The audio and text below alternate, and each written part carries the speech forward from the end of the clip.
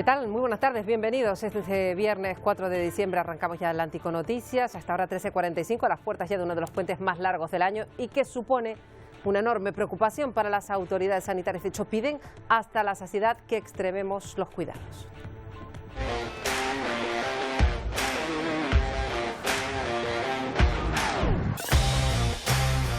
Son 4 días festivos en los que podemos tirar por tierra todo el esfuerzo que hemos hecho. Esto lo dijo ayer Fernando Simón. También desde el Gobierno de Canarias quieren que la población no se relaje en este puente. También puede haber muchas reuniones familiares, reuniones entre amigos y esto, ya saben, puede llegar a disparar los contagios.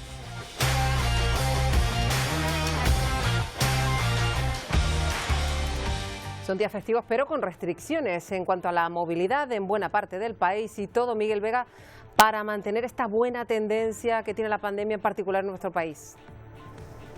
Sí, porque llevamos varias semanas con descenso en los contagios y eso ha producido que hayamos salido de la zona de riesgo extremo. La incidencia acumulada de nuestro país se sitúa en 240 casos por cada 100.000 habitantes. En Canarias se registra un leve repunte con 84 casos. Y aunque parece que España ha conseguido controlar esta segunda oleada de contagios, en países de la Unión Europea como Francia, Reino Unido o incluso Alemania, después del desconfinamiento se han disparado los contagios de nuevo. Incluso países como Estados Unidos e Italia han registrado cifras récord de fallecidos.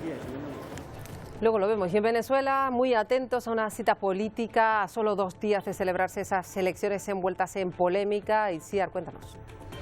Envueltas en la polémica, Marta, y rechazadas a nivel internacional. El hijo de Nicolás Maduro Guerra, se presentará junto a su madre, Cilia Flores, a unas parlamentarias que ya dan por ganadas, entre otras cosas porque la oposición se niega a participar en unos comicios que afirman no tienen ninguna garantía democrática. Y mientras estas elecciones no cuentan con el respaldo de la comunidad internacional, Joe Biden se va aproximando en Estados Unidos cada vez más a ser reconocido como el próximo presidente de ese país. El 14 de diciembre los delegados electorales se van a reunir y formalizarán los resultados. Biden y su segunda de a bordo, Kamala Harris, siguen diseñando el equipo de gobierno muy diverso con mucha experiencia. Luego lo vamos a ver. Y también veremos los efectos económicos que deja la pandemia en países como lo que ocurre en Canarias. Países como Costa Rica están al filo del desastre. Allí un modelo similar al de Canarias está enfrentando su peor crisis de los últimos años. Y el 14 de diciembre la luna va a pasar entre la Tierra y el Sol, se producirá un eclipse. Se trata de un eclipse que podrá verse en totalidad en algunas zonas de Sudamérica. El espectáculo estará condicionado por la pandemia y hay muchos empresarios, por ejemplo de Chile, que piden que se extremen las precauciones para evitar aglomeraciones.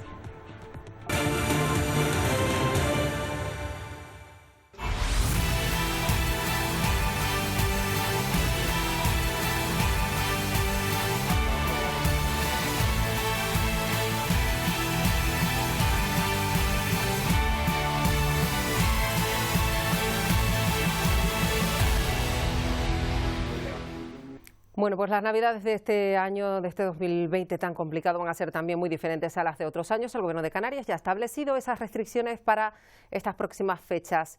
Así que apunten, del 23 de diciembre al 10 de enero las reuniones estarán limitadas a 6 personas, a excepción de los días 24, 25, 31 de diciembre, también el 1 y 5 de enero. Ahí pueden ser de 10 personas. Además, habrá toque de queda nocturno entre la 1 de la madrugada y las 6 de la mañana. Se ampliará a la 1:30 esos días señalados. Los residentes que lleguen a Canarias, por cierto, van a tener que hacerse un test para descartar la presencia del virus. Estamos a las puertas, ya les decimos, de ese largo puente. Es la antesala de esas fiestas navideñas y las autoridades lanzan ese mensaje. Hay que prevenir situaciones que pongan en riesgo lo que se ha logrado hasta el momento, evitar la temida tercera ola en enero. Silvia Mascareño, estos días van a ser una prueba de fuego. Con las navidades a la vuelta de la esquina, el puente que hoy arranca supone un ensayo de cara a esas fiestas navideñas. Por eso el Ministerio de Sanidad pide prudencia, que extrememos todas las precauciones y que evitemos aquellos desplazamientos que... Bueno, enseguida recuperamos a nuestra compañera Silvia Mascareño, que nos hablaba de las cuestiones que ocurren en ese lugar, en Madrid, y esos cierres perimetrales. Y aquí la transmisión del coronavirus sigue descendiendo. Ya decíamos, en España la incidencia acumulada a 14 días ha caído hasta 240 casos. Una mejora que no puede implicar, y ya lo decíamos, Miguel, relajación alguna, ¿no? Sí, es lo que piden todas las autoridades, tanto a nivel estatal como en las comunidades autónomas. Seguir extremando las precauciones y respetar todas las medidas implantadas para evitar que la curva de contagios se vuelva a disparar y llegue la tercera temida ola de contagios. Pero en España hemos conseguido salir de esa zona de riesgo extremo, registrando unos 240 casos por cada 100.000 habitantes. En Canarias esa cifra se sitúa en los 84 casos. En las últimas 24 horas registramos algo más de 10.000 nuevos positivos y se confirma la tendencia a la baja en las últimas semanas. Pero Pedro Sánchez, el presidente del Gobierno, en una cumbre de Naciones Unidas, ha pedido unidad entre todos los países miembros y también entre las comunidades autónomas para acabar lo antes posible con esta pandemia. Todavía no podemos dar por vencido al virus, pero hay 3 lecciones de este tiempo que hoy quisiera recordar. En primer lugar, reconocer que unidos podemos más. El caso de las vacunas demuestra que, actuando unidos, somos capaces de alcanzar nuestros objetivos mucho más rápidamente. Mientras en España salimos de esa zona de riesgo extremo, ¿cómo están las cosas en el resto de Europa, Miguel? Países como Reino Unido o Francia, tras comenzar el desconfinamiento, han comenzado a duplicarse los contagios, superando tras varios días cerca de 10.000 positivos diarios. Incluso Alemania e Italia llegan a registrar más de 20.000 positivos en las últimas 24 horas. Y es que ya son más de 18,5 millones los contagios desde que comenzara esta crisis sanitaria. Pero también duras cifras de fallecidos en las últimas 24 horas. Estados Unidos vuelve a marcar un récord máximo desde que comenzara esta pandemia, con 3.000 muertes en las últimas 24 horas. Pero también récord de fallecidos en Italia. Cerca de 1.000 personas han perdido la vida por la COVID-19. Por eso el primer ministro italiano ha anunciado que realizará nuevas medidas restrictivas para evitar que la tercera ola de contagios llegue a Italia incluso antes de las fiestas navideñas. Italia registró en las últimas 24 horas 993 muertes por la COVID-19, el peor dato registrado desde el comienzo de la pandemia en febrero. Más de un tercio de los fallecidos en todo el país, 347, corresponden a la región del norte, Lombardía. Por otro lado, se reportaron 23.223 nuevos contagios en la última jornada, la cifra más alta en los últimos 4 días, y es que se realizaron más de 220.000 pruebas diagnósticas. En total, en Italia se han contagiado más de 1.664.000 personas. Casi 760.000 son casos activos en este momento. La gran mayoría permanecen aisladas en sus casas y sin síntomas. Por el momento se ha prohibido abandonar los municipios de residencia durante la Navidad y Nochevieja para evitar las reuniones numerosas ante el peligro de una tercera oleada de la pandemia. Este jueves, el primer ministro italiano, Giuseppe Conte, anunció las nuevas limitaciones para evitar la propagación del virus en las próximas semanas, especialmente durante la Navidad. Pues la teoría parece que está clara, pero ¿qué pasa con la práctica? Vamos a analizar la situación de nuevo. Contamos con la ayuda de Lucas González, médico epidemiólogo, especialista precisamente en gestión de pandemias. Lucas González, ¿qué opinamos de esas medidas que se adoptan en Navidades? Esto de llegar hasta 10 en el caso de los días señalados, las cenas de Nochebuena, de Navidad, etcétera. Sí, ya lo hemos comentado anteriormente, el número ese debemos entenderlo como un número máximo, ni siquiera como un número recomendable. El número recomendable es cuantos menos mejor, y solamente con las personas con las que habitualmente desayunamos por la mañana en casa. Las reuniones con no convivientes hay que limitarlas, claramente. Claro, esa es la opinión de muchísimos científicos, como es su caso. Sin embargo, parece que en este caso de las fiestas navideñas en particular es muy complicado, es más complicado que en otros momentos acotar, porque son muy claros los especialistas, dicen que lo mejor sería pues acotar a las personas con las que convivimos, como acaba de decir Lucas González, ¿no? Sí, es convivencia, no es ser miembros de la familia. Miembros de la familia pueden ser 20 personas y eso no implica que haya seguridad, al contrario, son personas que cada uno de ellos tiene contacto con mucha otra gente y al final estamos poniendo juntos todos los números de la lotería y naturalmente aumentamos la probabilidad de que nos toque dentro de nuestra familia. Es que con las vacunas cerca no hay que andar jugando. Sobre todo porque ya tenemos un ejemplo muy claro que fue lo que ocurrió en verano, se flexibilizaron todas las medidas, la gente vivió el verano como casi no hubiera ocurrido nada y ahora están pagando con muchísimos confinamientos, no es el caso de Canarias, pero en otros puntos de España, y fíjense lo que ocurre en toda Europa, lo que se vivió en verano, no es directamente la causa y el efecto, ¿no? Hay tres grandes estrategias. La estrategia de la inmunidad de rebaño, que llaman, que es un concepto horrible y que no funciona, sencillamente, que es barra libre para el virus, realmente. La segunda estrategia, que es dejar que la leche hierva y que se derrame y volver a tener un confinamiento y vuelta a empezar, que es la que estamos usando y que es carísima y que no funciona. Y la estrategia de eliminación, tratar de llevarlo a cero con medidas de salud pública muy fuertes y luego mantener solamente las medidas de salud pública necesarias que requieren una cierta inversión, pero que son las mejores. Y sobre todo porque esa cercanía de la vacuna es tal que, por ejemplo, en Reino Unido, también en Escocia, donde se encuentra Lucas González, empiezan a vacunar, aunque es una vacunación que todavía hay que observar casi como la última parte del ensayo, ¿no? De alguna manera, para no echar demasiado las campanas al vuelo.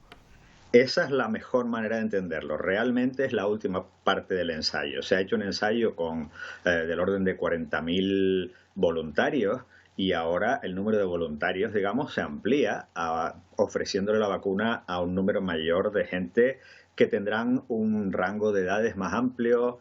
Se centrará sobre todo en las personas de riesgo y en los que estén en su entorno inmediato, los cuidadores, digamos, de las personas de riesgo, para tratar de valorar si hay efectos secundarios que sean menos frecuentes, pero que debamos tener en cuenta.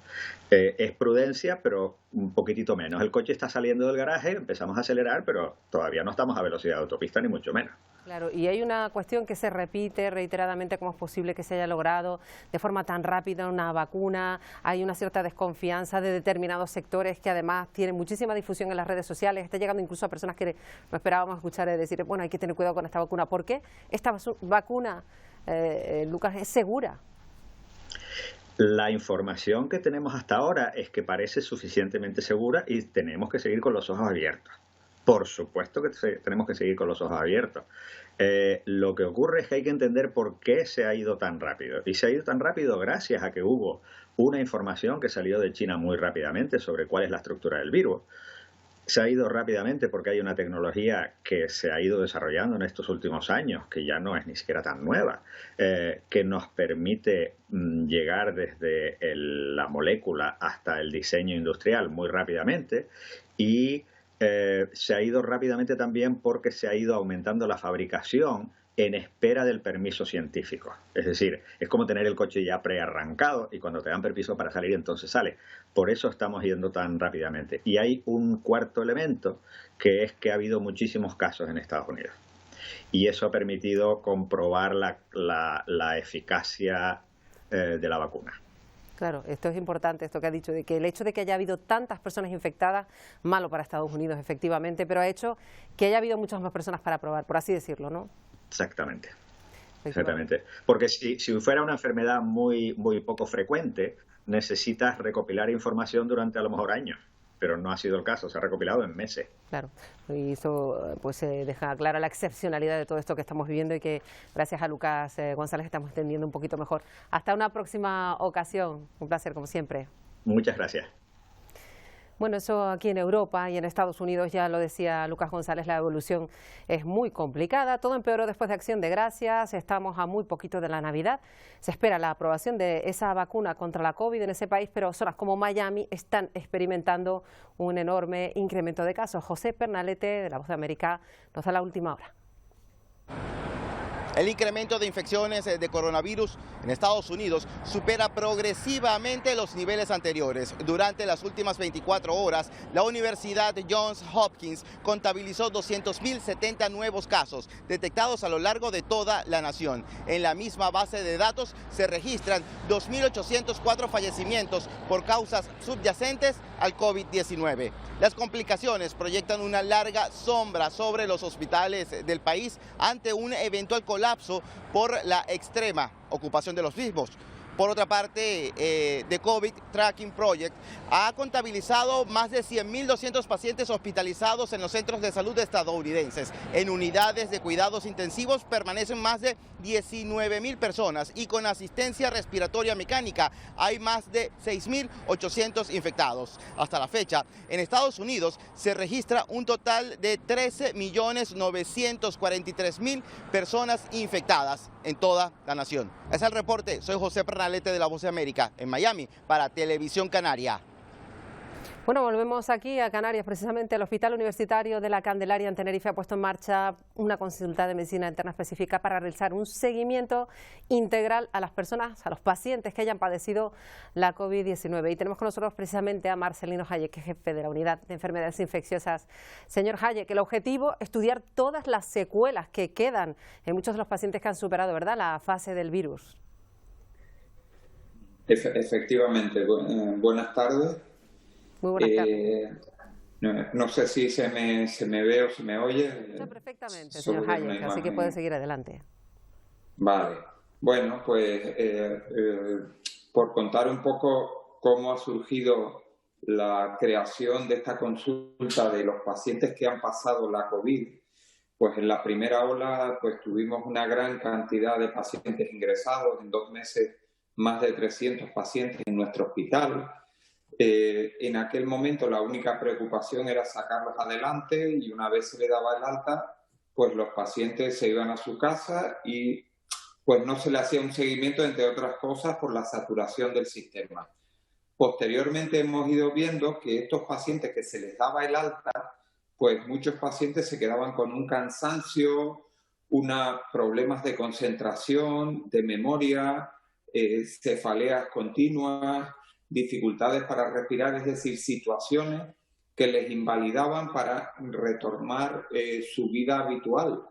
Y esto pues ocurre después de ver encuestas que se han ido haciendo. Por ejemplo, hay una encuesta ahora de la Sociedad Española de Medicina Familiar sobre 2.000 pacientes en el que han visto que esta secuela persiste hasta entre un 70 y un 80% de los pacientes que han sido dados de alta del hospital, tanto si era la enfermedad menos grave o leve como en pacientes graves. Incluso en pacientes graves que han estado en unidades intensivas, pues esta frecuencia de las secuelas eran muy superiores, ¿no? Claro, se va aprendiendo. Incluso esto ha llevado a una definición que se llama lo que llamamos el COVID persistente, que es síntomas derivados del virus que duran hasta más de 6 meses. Claro, esto es información que se está sabiendo ahora porque la duración de la pandemia pues llevamos prácticamente 8 meses la duración. Claro. Pues con esta información pues se ha creado una consulta en nuestro hospital que llamamos la consulta de atención integral al paciente post-COVID. Claro. Y pues vemos que la demanda ha sido altísima. De hecho, ya tenemos demoras hasta el mes de febrero para atención a este tipo de patologías. Señor Hayek, y le quería preguntar sí, precisamente eso, porque hay mucha gente que asocia al virus con los efectos respiratorios, y usted está señalando esa otra parte, la de tantos síntomas, tantas secuelas que no tienen nada que ver con la parte respiratoria. Incluso hay muchas, no solo físicas, sino psíquicas, ¿no? Claro. De hecho, hay que conocer un poco cómo actúa el virus para saber por qué ocurren estas cosas. El virus entra en el organismo por unos receptores que tenemos en los vasos sanguíneos.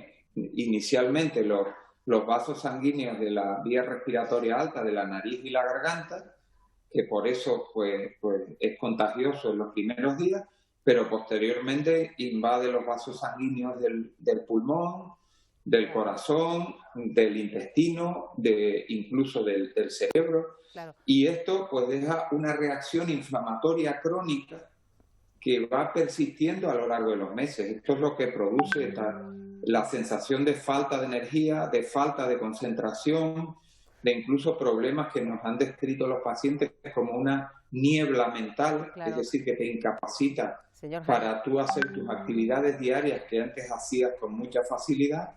Y todos estos síntomas pues como es lógico, se han ido conociendo a posteriori de que los pacientes superan la fase aguda de la infección, ¿verdad? Claro, señor Entonces, Hayek, bueno, imaginamos... es un problema que hay que hacer un seguimiento, porque está claro que va a ser un problema importante para los pacientes que han superado la infección por el coronavirus. Le decía, señor Hayek, que hay mucho por aprender todavía de este virus, desde luego, y ahí está esa unidad de medicina interna del Hospital Universitario de la Candelaria. Estaremos pendientes de ese trabajo que están realizando. Gracias por atendernos.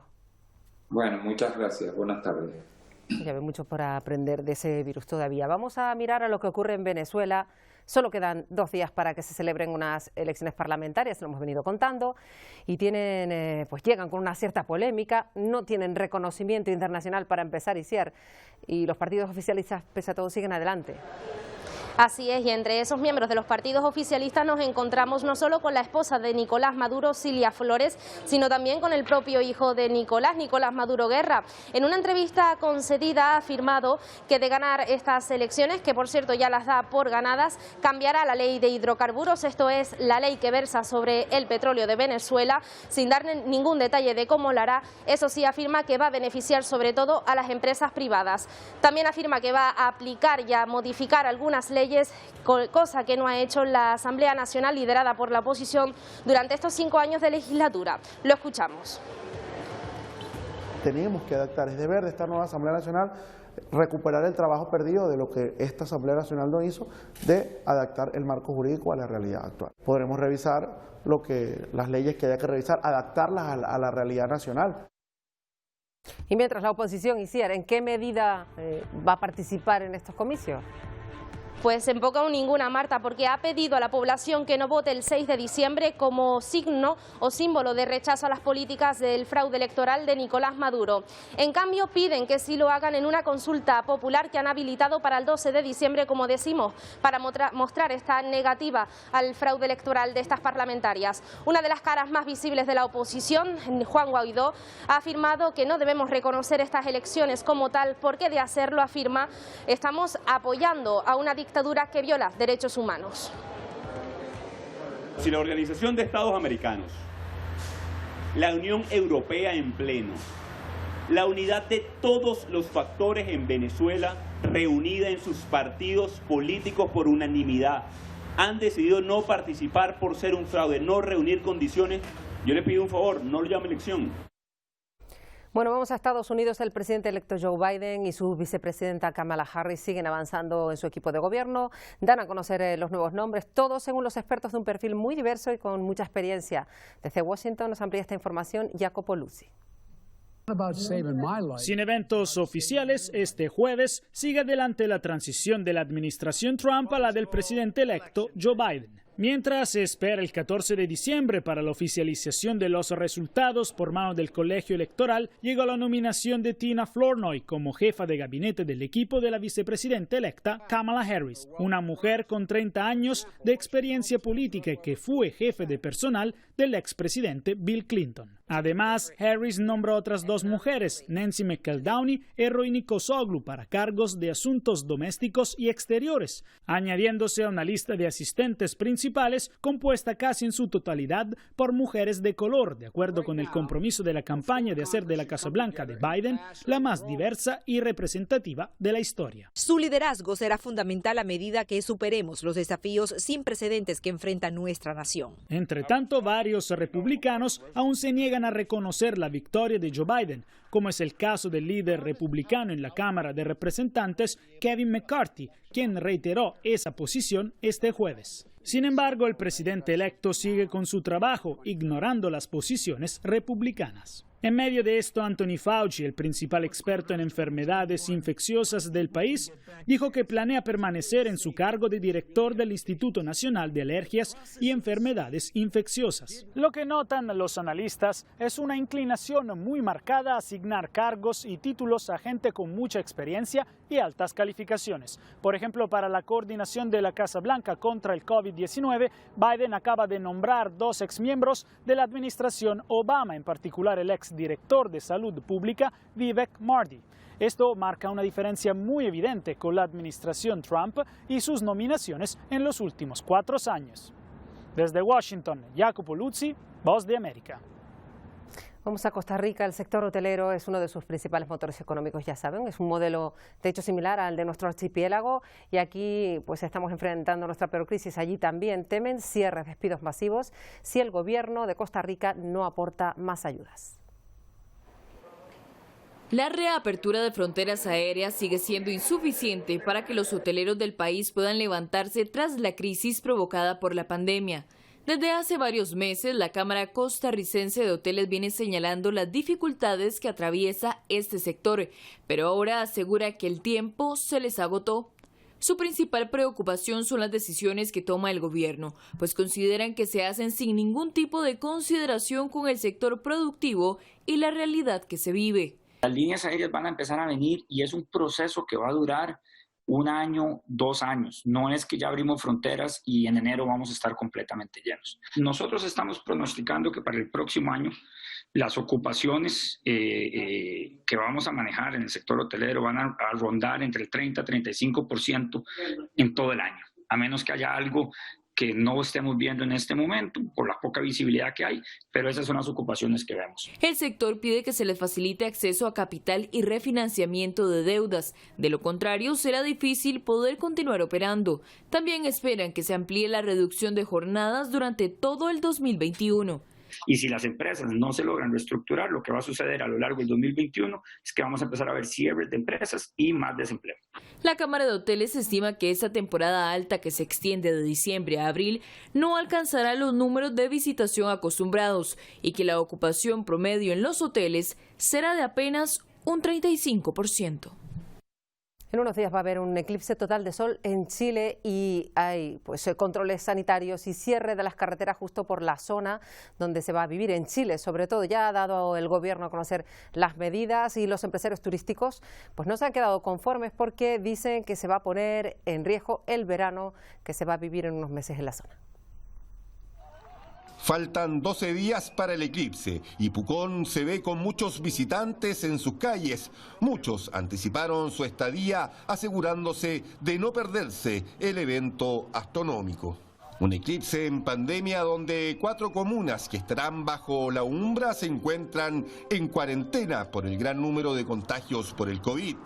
Ante esto, el gobierno dio a conocer un plan especial en materia sanitaria que contempla las reglas del plan paso a paso, estrictos controles de acceso a las zonas turísticas 4 días antes del fenómeno, además del cierre de las carreteras solo horas antes del evento.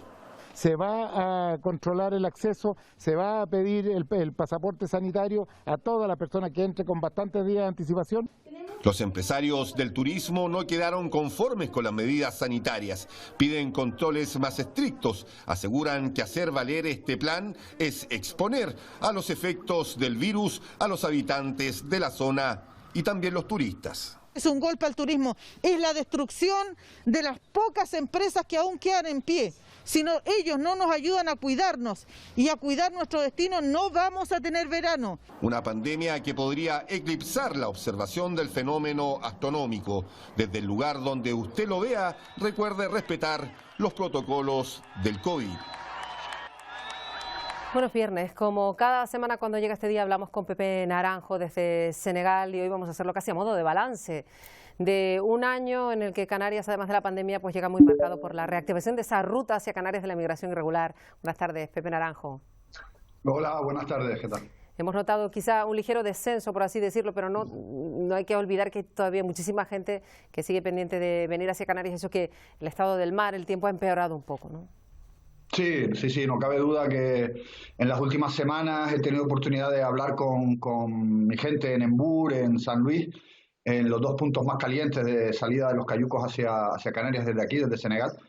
Y lo que me cuentan es que el mal tiempo, el frío por la noche y el mar que se ha puesto ya complicado han provocado pues una interrupción temporal, sin duda, de la salida de cayucos. Ya ha ocurrido otros años, en 2006, 2007 lo vivimos, los meses de diciembre, enero suelen ser más flojitos en las salidas, digamos, pero no cabe duda de que estamos ante un hecho estructural como el del fenómeno migratorio y que las salidas volverán, o sea que estamos ante algo que va a ocurrir durante un periodo de tiempo pero es de prever que puedan volver a reiniciarse, digamos, esa salida. Sobre todo porque no pueden ir a otro lado, están cerradas las fronteras por cómo va la pandemia, nada parece indicar que vayan a liberarse los viajes y se vayan a abrir las fronteras, con lo cual la ruta de Canarias pues es la que escogerán seguramente. Y mientras aquí en el archipiélago pues se están generando esos centros de acogida temporal que hacen temer a muchas ONGs que esto se convierta en una especie de lugar más permanente, no temporal, de acogida de estas personas, ¿no? Sí, con respecto a lo primero que comentaba, sin duda, ¿no? Aquí ya se está hablando también de vacunación, como está ocurriendo en Europa y en otros lugares del mundo, pero hay plena conciencia de que la vacunación va a ser muy progresiva. En un primer momento no se va a cubrir a toda la población, se va a tardar incluso años. En África puede haber algún tipo de problemas derivados también de la logística, de la cadena de frío de las vacunas, etcétera. Con lo cual, digamos, la recuperación de esa normalidad va a tardar más y la reapertura de fronteras va a ser mucho más lenta.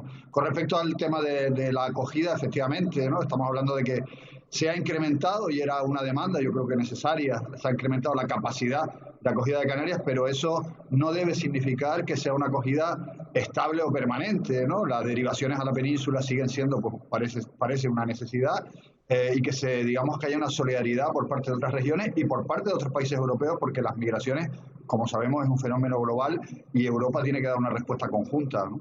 Iremos observando todo lo que ocurra. Ya decimos el último mes de un año tan marcado, entre otras cuestiones, aquí en Canarias por esta reactivación de la llegada de inmigrantes por vía marítima. Por cierto, que por acabar con una buena noticia, vamos a hablar de una noticia de cultura que afecta a Senegal, a Dakar en particular. Se ha inaugurado la primera sede del Instituto Cervantes en el África subsahariana, y esto es una buena noticia, ¿no?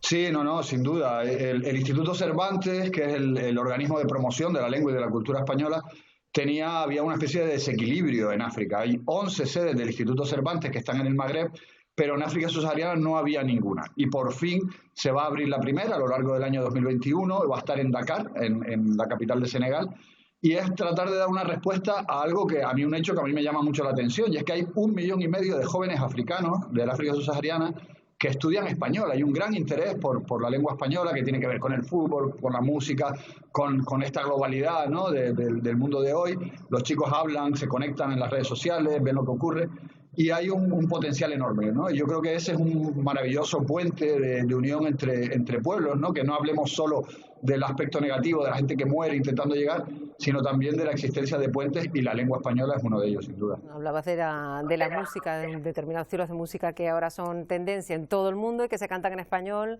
y que hace que los chicos, los jóvenes y los no tan jóvenes quieran aprender y entender lo que están escuchando, ¿no? Estamos hablando de reggaetón, estamos hablando de salsa, pero también, por ejemplo, de las telenovelas, que es un fenómeno cultural increíble, ¿no? Aquí en África son muy seguidas las telenovelas mexicanas que se subtitulan, pero a muchos les gustaría saber lo que están diciendo, ¿no? Realmente los personajes, ¿no? Y también el fútbol, no nos olvidemos del fútbol, que la liga es muy seguida y un Barça-Madrid es capaz de paralizar una ciudad, igual que pasa ahí, ¿no? Muy importante también hablar no solo de las cuestiones negativas, sino también de la cultura, que hay muchísima gente en ese continente tan inmenso, y hoy en particular lo que ocurre en Dakar pues nos hace acabar con una buena noticia. Gracias, Pepe, por acompañarnos. Muy bien, gracias a ustedes. Hasta la próxima. Bueno, vamos hasta la redacción de informativos para ver en qué temas estamos trabajando para el Telenoticias 1, que arranca en nada, a las 2:30. Isier, adelante. Pues sí, Marta, seguimos muy pendientes de cómo estas atípicas navidades van a afectar al sector turístico en Canarias. Hoy buena noticia, porque se han reactivado los cruceros tanto en el Puerto de la Luz en Gran Canaria como en el puerto de Santa Cruz de Tenerife. Por ejemplo, en este puerto estará el buque Europa 2, que lo utilizará como puerto base para continuar recorriendo todas las islas. De lo que también seguimos muy pendientes es del tiempo aquí en Canarias. Hemos visto imágenes de cómo el agua de la lluvia pues recorría con bastante fuerza, casi como torrentes, pues barrancos como por ejemplo el de María Jiménez en la isla de Tenerife. Esperemos que esta fuerza pues por ejemplo no llegue al Belén de Arena de las Canteras, que ha sido inaugurado hoy. Eso sí, saben, con medidas de seguridad para evitar aglomeraciones. Les contaremos qué medidas se han de seguir a partir de las 2:30 en la primera edición del Telenoticias. Será en unos minutos. Hasta entonces les contamos más cuestiones. Van a ver la actividad que realiza el monje budista Vilata en Birmania. Desde hace años se dedica a salvar serpientes de una muerte casi segura. Estos reptiles son presa fácil del mercado negro, así que este hombre asegura que en caso de que no existiera el refugio que les da, la serpiente pitón desaparecería en la zona de Myanmar. Se estima que al menos 1 millón de serpientes se comercializan de forma salvaje en el mercado ilegal y muchas pasan de contrabando a países vecinos como China o Tailandia. Un viaje que hacemos ya de allá a Barcelona. El poeta Gabriel Ventura ha presentado su nueva obra desde el escaparate de una librería. Van a verlo.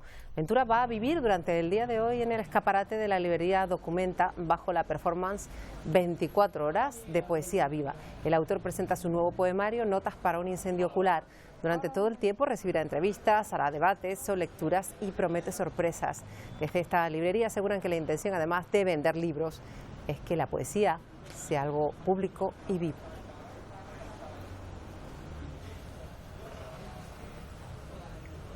Un artista grafitero suizo ha querido sacar una sonrisa y rendir homenaje a los sanitarios que siguen luchando contra la COVID-19.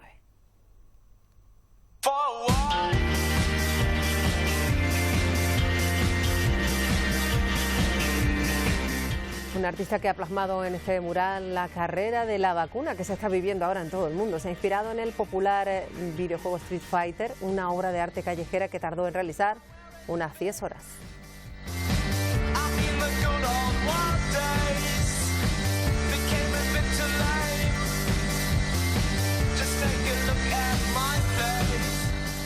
Y en Bilbao hemos encontrado un Belén acorde con las circunstancias de la pandemia. El nacimiento rinde homenaje a todos los sectores que están siendo fundamentales en la crisis sanitaria. Pastores, romanos o vendedores, todos tienen mascarilla o pantallas de protección. Además, se han incluido otras profesiones que han sido esenciales durante el confinamiento. Médicos, personal del sector de la alimentación y también fuerzas, cuerpos de seguridad del Estado. En Tokio, la Navidad ha llegado al Sunshine Aquarium. Como todos los años, Papá Noel ha nadado entre las especies marinas para el deleite de esos visitantes que iban allí. Una experiencia que este año viene marcada, pues como todo, por la pandemia, así que los asistentes con mascarilla, controlados por cámaras térmicas, pero eso sí, disfrutando del espectáculo. El acuario no ha querido suspender esta actividad que lleva desarrollando desde hace ya 20 años. Ese Papá Noel buzo tiene un dispensador de comida para que los peces naden a su alrededor. Hay peces banana, mantarraya, hasta un tiburón cebra. Son las especies con las que ha podido nadar.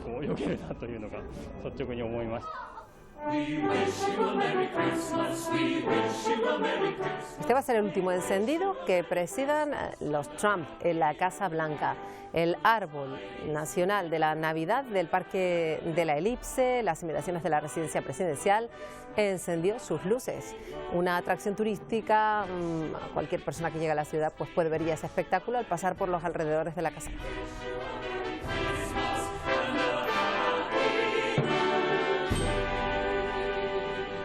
197 músicos de todo el mundo se han unido, han creado la Orquesta del Mundo para eliminar fronteras físicas y culturales. Juntos es más bonitos, el título de la canción grabada en diferentes lugares del planeta que recoge esta mezcla de sonidos, de ideas, de culturas. El proyecto ha tardado 3 años en ser realidad. La producción de un ganador de un BAFTA que se ha realizado en los famosos estudios de Abbey Road en Londres. Ya que estamos con música, terminamos con música. Rosalía y The Weeknd, dos de los artistas más relevantes del panorama internacional, acaban de revolucionar las redes sociales sorprendiendo con esta colaboración.